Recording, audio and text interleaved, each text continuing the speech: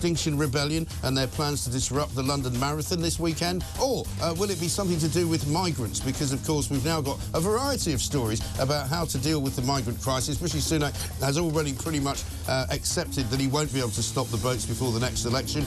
We're told that in Wales they'd like to offer asylum seekers £1,600 a month just for being there, being almost like coming to the World Series of goodness and just getting paid to do absolutely nothing at all. We're going to find out from Keir Starmer why the NHS is broken. We're also going to talk about fat cats, not the ones that run companies in this country, but the ones that run councils in this country, because believe it or not, there are lots and lots and lots of them who are earning ridiculously high amounts of money, more than £100,000, right? 2,759 of them all over the country, from Croydon all the way up to Yorkshire, to Humberside, to Southampton. Some of them making £500,000 a year for running your council.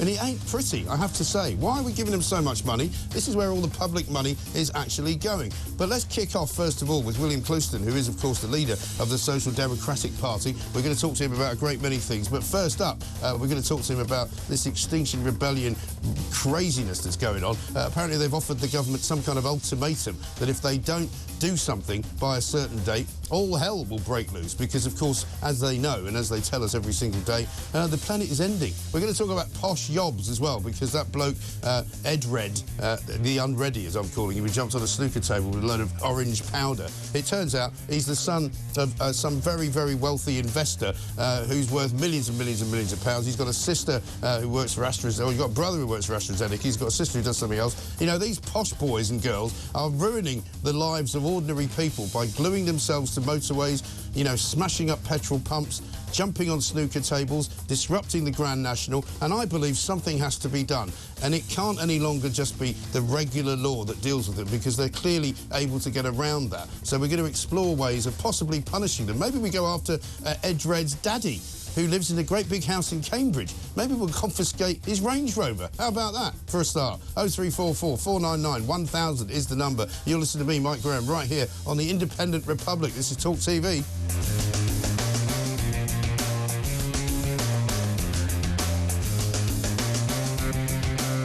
Welcome to the Independent Republic of Mike Graham. It is Wednesday. Prime Minister's questions coming up a little bit later on. We will be taking lots of your calls, of course, as well. Jonathan Gullis MP is going to join us as well. He's got plenty to say about the European Court of Human Rights. But let's say a very good morning, first of all, to William Clouston, leader of the Social Democratic Party. William, welcome to the show.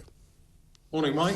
Nice to see you. Thanks very much for joining us. Let's kick off with these Extinction Rebellion maniacs, because they really have become something more than an irritant, you know, because we were told some months ago that they were no longer going to do what they called disruptive activity because they didn't think it was actually changing anything and nobody was really paying any attention to them. They seem to have sort of done a reverse ferret on that and have now decided it's a good idea to disrupt things like the Grand National. And I know that people say, oh, well, it wasn't them. They're all the same to me. It doesn't really matter what they call themselves. Extinction Rebellion, Animal Rebellion, you know, Just Stop Oil, all of the same people. And isn't it funny that it turns out that they're all the sons and daughters of the wealthy? I'm not surprised about that at all, Mike. These people are probably the only people in society that have time to do this sort of thing and get up to the antics they do. I mean, you've got to ask who's in charge? Who's in charge of this country? So the individual that did the disruption of the snooker the other day, it's been reported, has done several other things in the last 18 months. And I would ask plainly, ask the government this, why isn't this person in jail? Yeah. Well, because he's a recidivist, isn't he? I mean, he continues. Yeah. This is what we used to have the problem with before, when they would be arrested on the M25, they would be taken to court, they would be sentenced, even if they went into prison for, I don't know, a week or something like that, they'd come out and go straight back to the M25. Yeah, and until we have a system which actually apprehends them and sentences them and gives them a little bit of time in prison to think about what they're doing, disrupting. I've said before, and we know, Mike, we've dealt with these cases before and discussed them. Anyone taking action on motorway is putting lives at risk. You should get a very, very serious prison sentence for that. Yeah.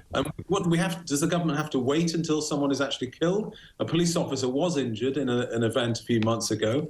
So these are very irresponsible individuals. And until, I'm just going to ask the government again, who's in charge, you or Extinction Rebellion? Yeah, exactly right. Because when we look at this guy, Ed Red, who comes from a very wealthy family based in Cambridge. Nothing against people with money, obviously, as you know, but his father is a sort of multi-million pound investor into various companies, into various funds and all that kind of thing. You know, maybe you go after the members of the family and you say, well, all right, if you're you know, going to be spending public money at this rate, for example, the damage that he does to art galleries or the damage that he does to snooker tables, go and replenish the money.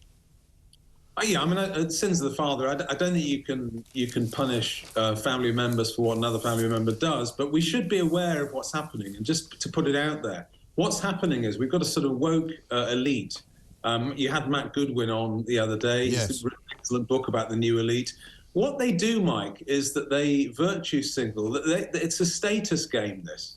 What it is it's a status game. Someone like that, the way he climbs up the status hierarchy is by doing things like that. And he shows to his friends and other people that he's virtuous. In fact, he's not virtuous. He's just, the people paid good money, hard-earned money to watch the snooker, and he ruined their evening. There's nothing virtuous about it. No, exactly right. And there was a woman in the newspapers today who told of how eco-protesters caused 2 unseated horses at the Grand National to knock her unconscious because they had somehow blocked a route where the horses could have run. And instead of running out of the way, they ran into her. And she's still on crutches as a result. And frankly, if they try to destabilise or get involved in the marathon at the weekend, which is a massive event, impossible to police against these bozos, you know, it could end up in a very bad place.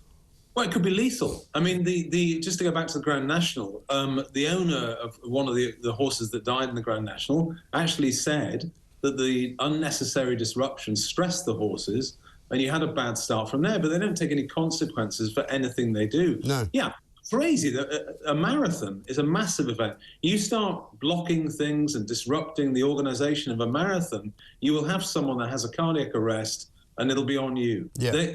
I just want them to wake up. But I really want the government to wake up as well. You know, the people are doing this with impunity, Mike, and they need dealing with. Exactly right. Let's have a look, if we can, at a sort of ultimatum that was given yesterday by Extinction Rebellion. Laughably, because when you watch this, you can't quite believe that it's not some kind of, you know, brass-eye parody. But this is Marine van der Geer, who I think is one of the people that runs Extinction Rebellion, although, of course, they claim to be anarchists, so nobody really runs it. Have a look at this. The government has until 5 p.m.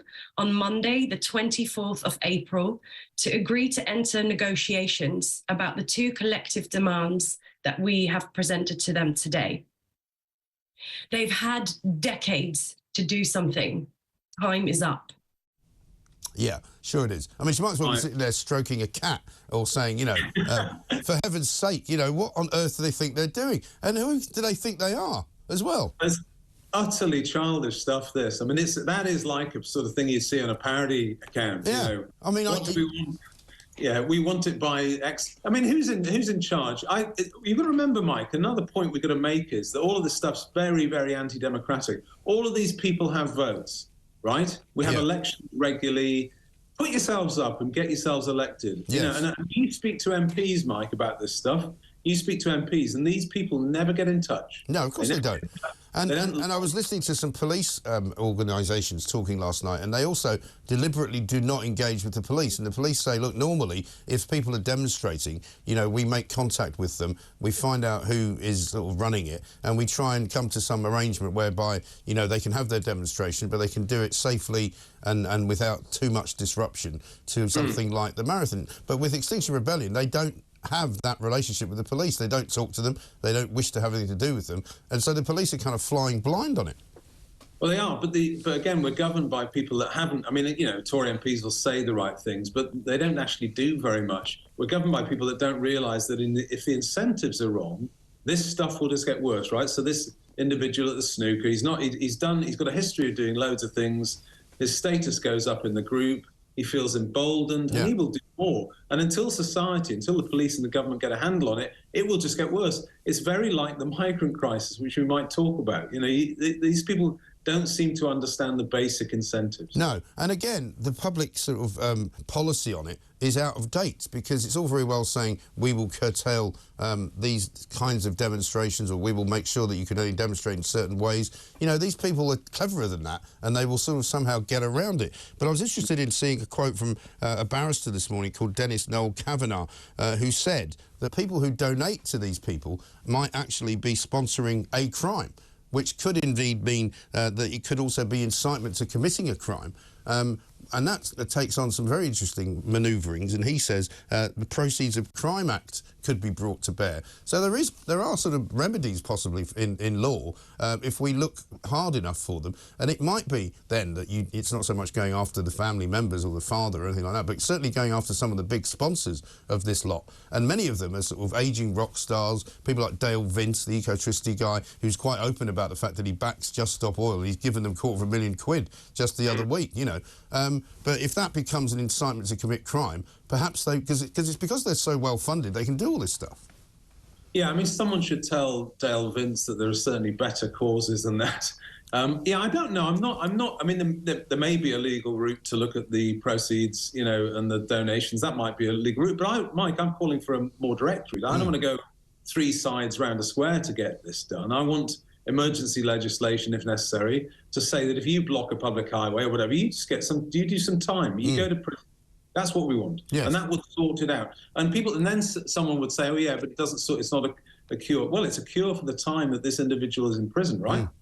Well, absolutely right, and it means he can't glue himself to anything while you're driving your car around and doing your daily business. But stay where we are, William. We will indeed come to the migrants, because that's what we're going to talk about next. Coming up, apparently the welcome signs, the woke welcome signs at Dover are going to be replaced. Well, that's a step in the right direction. How about you stop the people coming? Never mind the signs. You take the signs down, that doesn't stop them coming. This is TalkTV.